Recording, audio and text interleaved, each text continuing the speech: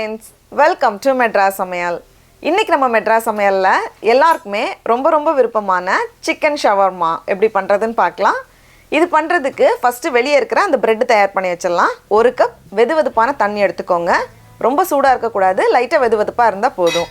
அது கூட 1 டீஸ்பூன் சர்க்கரை, 2 டீஸ்பூன் yeast. yeast வந்து புளிக்க வைக்கிறதுக்காக பயன்படுத்துவாங்க.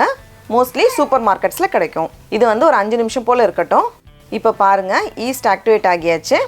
இப்போ ஒரு மிக்சிங் பவுல்ல 3 கப் மைதா மாவு எடுத்துர்க்கேன். இத வந்து நம்ம கோதுமை மாவுலயும் பண்ணலாம்.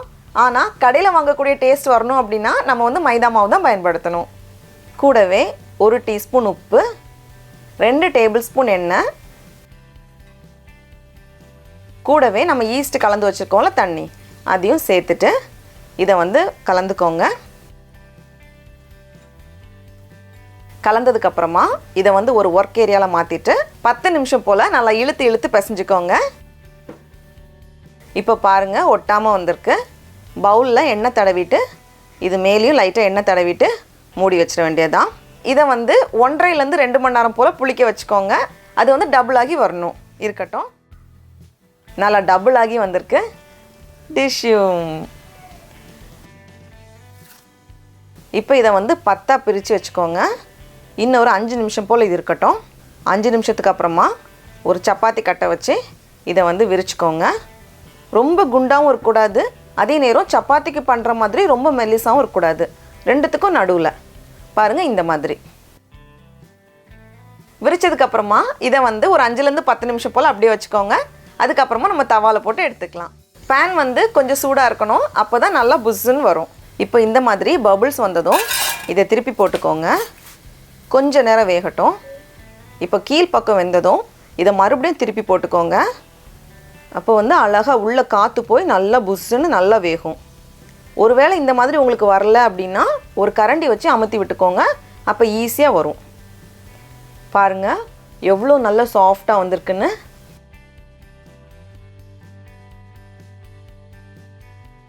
இத வந்து உள்ள வச்சிட்டு துணியை வச்சு மூடி வச்சுக்கோங்க. அப்பதான் காயாம இருக்கும். இத வந்து நான் கட் பண்ணி காமிக்கிறேன் பாருங்க. பாருங்க அழகா வெந்து உள்ள வந்து பாக்கெட் மாதிரி வந்திருக்கு. ரொம்ப சூப்பரா இருக்கு. எவ்வளவு நல்லா சாஃப்ட்டா வந்திருக்குன்னு. ரொம்ப நல்லா இருக்கு. அடுத்து வந்து நம்ம சாலட் தயார் பண்ணிடலாம். அதுக்கு வந்து ஒரு மிக்சிங் பவுல்ல ஒரு பெரிய சைஸ் கேரட், கொஞ்சம் வெள்ளரிக்காய், பச்சை கலர் கொடை மிளகாய், மூணுத்தையுமே வந்து ரொம்ப மெல்லிசா நீளமா வெட்டியிருக்கேன். கூடவே கொஞ்சமா புதினா இலை. அடுத்தது ஒரு பெரிய எலுமிச்சை பழத்தை புளிஞ்சு சேர்த்துக்கோங்க. அப்படி இல்லைனா நம்ம வினிகரும் சேர்த்துக்கலாம். கூடவே தேவையான அளவு உப்பு, கடைசியா மிளகு எல்லாத்தையும் சேர்த்துட்டு நல்லா கலந்துட வேண்டியதுதான். அவ்வளோதான், நம்மளோட வெஜிடபிள் பிக்கிளும் தயாராக இருக்குது. அடுத்தது வந்து சிக்கனை நம்ம ரெடி பண்ணிடலாம். அதுக்கு வந்து நான் இன்னைக்கு 1/2 கிலோ எலும்பில்லாத சிக்கன் துண்டுகள் எடுத்திருக்கேன்.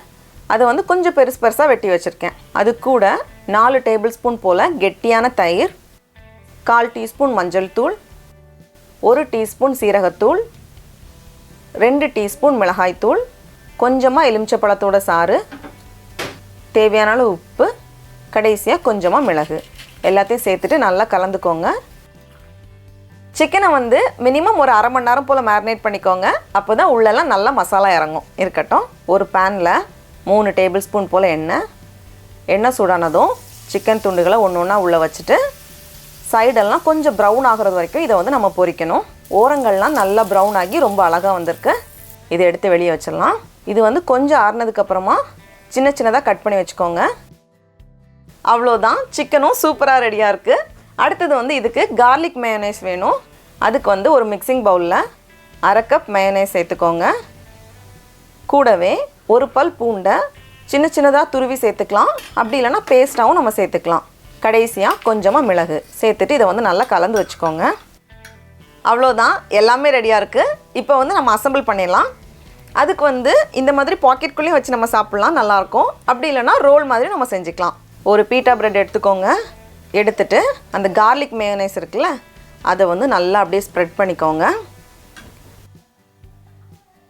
நடுவில் சிக்கன், மேலே வந்து அந்த பிக்கிள்.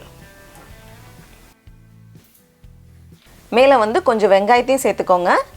மேலேயும் கொஞ்சமாக அந்த கார்லிக் மேயோ சேர்த்துட்டு மடிச்சிட்டோன்னா அவ்வளோதான், சூப்பராக தயாராகியாச்சு.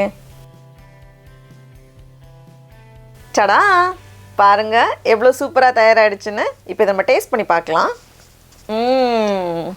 ரொம்ப ரொம்ப சூப்பராக இருக்குது. நீங்களும் கண்டிப்பாக அந்த ரெசிபியை வீட்டில் செஞ்சு பாருங்கள். உங்களுக்கு இந்த வீடியோ பிடிச்சிருந்துச்சுன்னா மெட்ராஸ் சமையலுக்கு சப்ஸ்கிரைப் பண்ணுங்கள். நாவின் சுவை எறும்புகள் மலரட்டும்.